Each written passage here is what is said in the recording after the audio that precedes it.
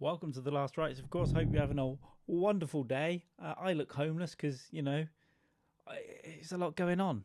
Barely sleeping. Anyway, let's talk about Huw Edwards again because why not? Why not? Obviously, Huw Edwards, BBC presenter, in a spot of bother.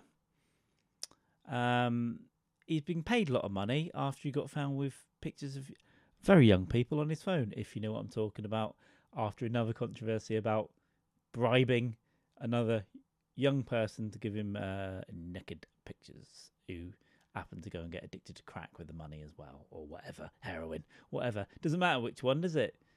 Probably wasn't chocolate, but he got paid a lot of money. Huw Edwards has been asked by the BBC to hand back more than £200,000 salary he earned after being arrested in November. So this is between November and a few months later.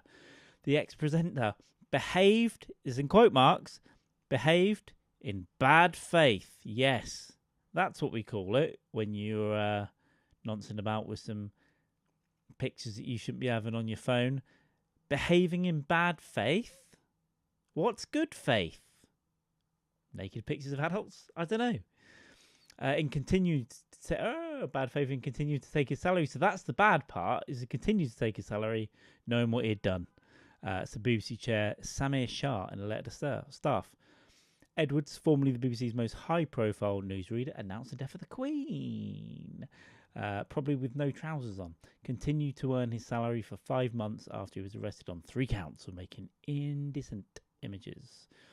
He was suspended in July last year and arrested 4 months later. He did not resign until April, so he had 200 grand between November and April. Shah said Edwards had been living a double life as someone... It's not Batman, is it? He's not... What a shit Batman that would be. Can you imagine if the little red phone goes off from the old school Commissioner Gordon and he's sliding down your pipe when he shouldn't be? Living a double life as someone who, on the face of it, was a much admired broadcaster and billionaire playboy, but who had betrayed the trust of staff and our audience. That's a shit superpower, and in the evenings, I go beating up gangs that are getting a bit that on the drugs and that, and mugging people instead of headbutting teenagers on cocaine. My power is at night. By day, I am a much admired broadcaster. By night, I betray the trust of staff and audiences. It's also quite a boring sentence, isn't it, for nonsense about little images. He said the broadcaster was the villain of the piece. What? What is this a play? The pedo is the villain of the piece, and the victims of those children. I thought the victims of those children whose degradation he provided a market for. Yeah, I thought it was going to, the victims are the understudies. Edwards pleaded guilty in July to 3 counts of making the images. The offences alleged to have taken place between 2020 and 2022, and they relate to 37 images that were shared on WhatsApp. BBC has not confirmed if legal proceedings will be undertaken if he refuses to give back his money. Director General Tim Davie confirmed in an interview last week that the corporation knew the presenter had been arrested over that category. And when he was arrested, the BBC sought to establish if he admitted having images. The BBC apparently did query this, but was unable to establish this fact. In other words, it went, mate, we let you announce the Queen died when you given all this money. Did you? Did you do anything, Nancy? And he either went, nah, or he just shrugged his shoulders, didn't he? Edwards, he just went, we were unable to establish the fact because of pedo. Just shrugged when we asked him. He clearly undermined trust in the BBC. Trust in the BBC? Well known. Well, go and look into the history. Jesus. And brought us into dispute. The statement also said the board has agreed to look at lessons from this period, including the BBC's approach to the rules surrounding payments when employees are suspended. It's difficult though, isn't it? Because if you suspend someone, it's difficult to withhold money, isn't it, if he's just suspended? It's noted that while the nature of the changes relate to his personal life, the board believes these events have also put a spotlight on the question of power imbalances in the workplace. Yeah. Because I think he also had a lot of people come out that complained internally about how shitty he was to people and trying to get younger people to come and sleep in his room and all that kind of stuff as well. I think I think that happened. He was like, why don't you stay over? Why don't you have a little sleep with me? See if we can find that in a bit. Between April 23 and April 24, he received between 475 and 479 grand, an increase of £40,000 on the previous year. Oh, you've been caught being a peanut this year. It's 40 grand. BBC also, they said he's returned 200 grand to the BBC.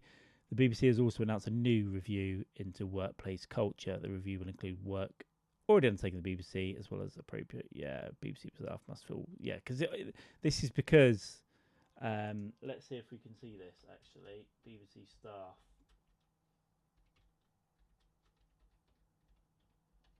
See if there's anything here. Whistleblowers criticise BBC. Okay, so there might be something here as well. Look how smart he is. Definitely just in his pants with his little wang hanging out underneath there. Staff member told about flirtatious private messages sent by the presenter. They were disappointed not to have heard more. Yeah, so they got fobbed off, basically. I was going to say fluffed off, more like they fluffed up at a conference or whatever. Flirtatious message by Edwards. Because I think there's one they said, why don't you come and hang out with me? Yeah, come and hang out with me. He sent a picture of this pimped up looking hotel room. He's like, you could have stayed the night. Pushy and trying to arrange to meet him. You clearly think I'm trying to trap you when I refuse to go to his flat. There were points I would ignore the messages. Then he would send me a screenshot of him reading the news at 10 to catch my attention. What? His dick hanging out.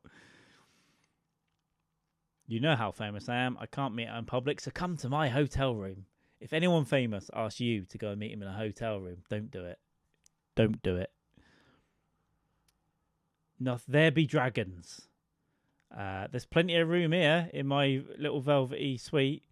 He replied in the morning, you missed a good night. Had a wank in a bath. You could have watched. I did that last bit for texture.